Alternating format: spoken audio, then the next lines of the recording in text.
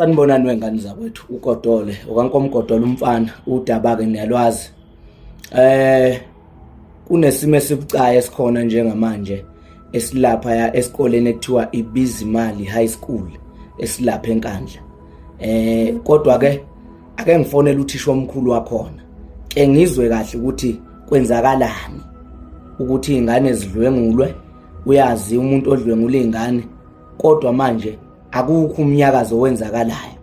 Angimfoneleke nizwe lenini ukuthi uthini uthisha omkhulu uDumakude, ake nibambe kanjalo.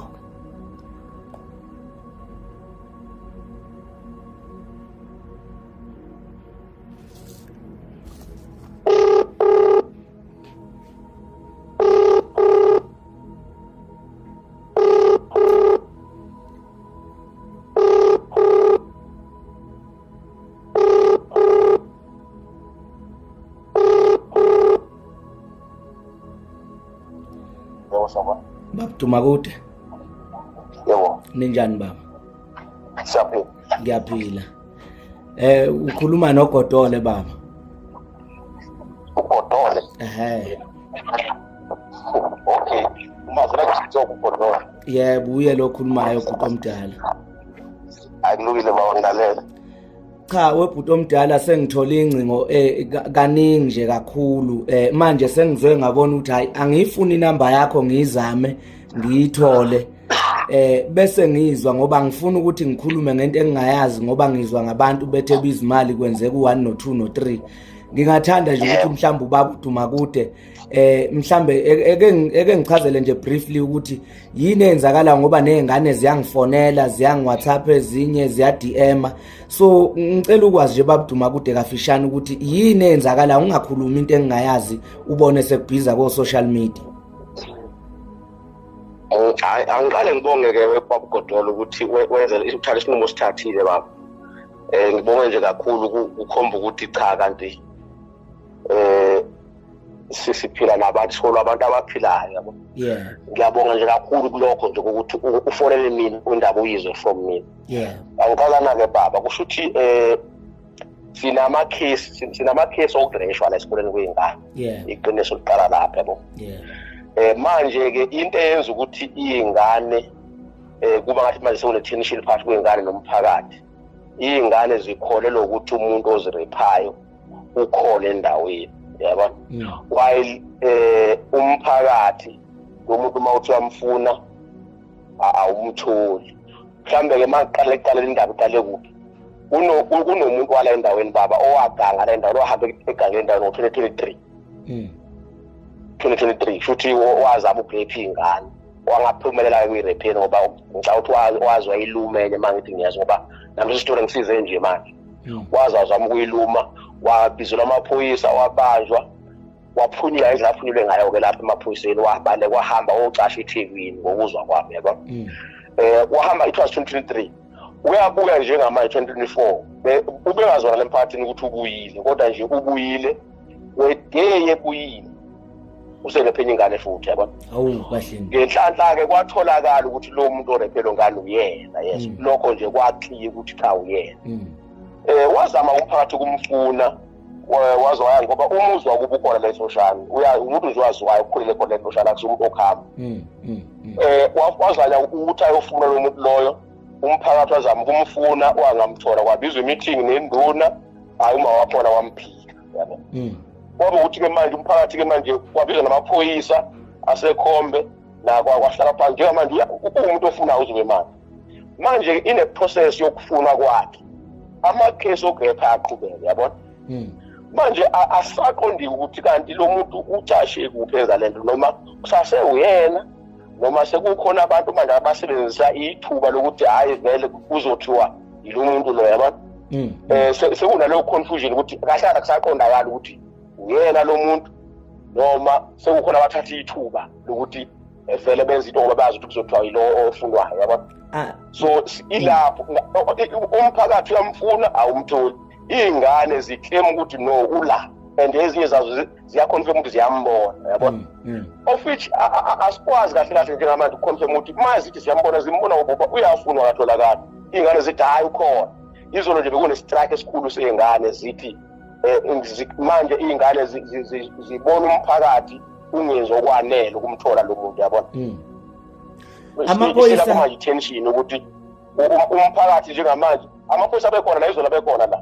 Amaphoyisa sekhombe ekudedelekeni kwakhe lo muntu ekuqalene baleka. Waphunyula kanjani nayithola nezimpendulo njengesikole ukuthi lo muntu amaphoyisa ade mbamba uphunyulile noma yiwo amaphoyisa sekhombe enze ukuthi lo muntu aphunyuke?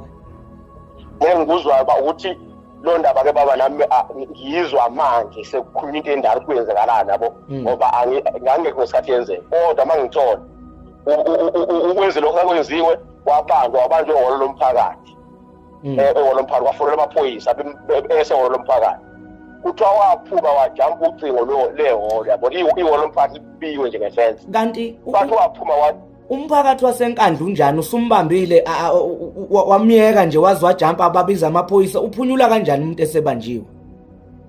Yilo mbuzo ke baba mhlambe esingawubuza so ukuthi kwenza kanjani uzaphunyula yabo. Yilo mbuzo ngempela ke esingawa so futhi obuzwa nayo ingane ukuthi wayize azenze lento akayenza njengamanje wayididelelwana ekuqaleni. Sonke lo mbuzo sinawo ukuthi kwenzeka kanjani kodwa nje iqiniso lithi ubanjiwe wabizwa amaphoyisa athi amaphoyisa endleleni zomlanda wajampa ucingo lehholo wabaleka kodwa ukuphunyula kwakhe. Uyabona babuduma ukuthi kukhona isandla semfene kulento ukuthi umuntu ebanjwe ebegange rape ingane, sikhona isandla semfene kulento. Nanokuthi ke mina njengogodola isikole sebiza imali ngisazi ngendaba ezinhle kakhulu kodwa lokho sekwenzeka njengamanje ukuthi kureshwe ingane. Ukureshwa nje umuntu wesifazana uba netrauma zeyofa uma kureshiwe. Why kanti lo muntu kulokhu kujikelezwa kiwale ngoba kuyakhomba ukuthi lo muntu lo uyaziwa ukhona nengikhola ukuthi mhlambe umphakathi uyamesaba. Amaphoyisa ke wona angazi ukuthi kungane enza ngalendlela amaphoyisa sekhombe. Cha noma ngifisa nje ukucacisa ukuthi on our side as a school akakahle kahle ngempela asikho sure ukuthi kwenzakalani ngoba ukhona noma akekho kodwa futhi noma ekhona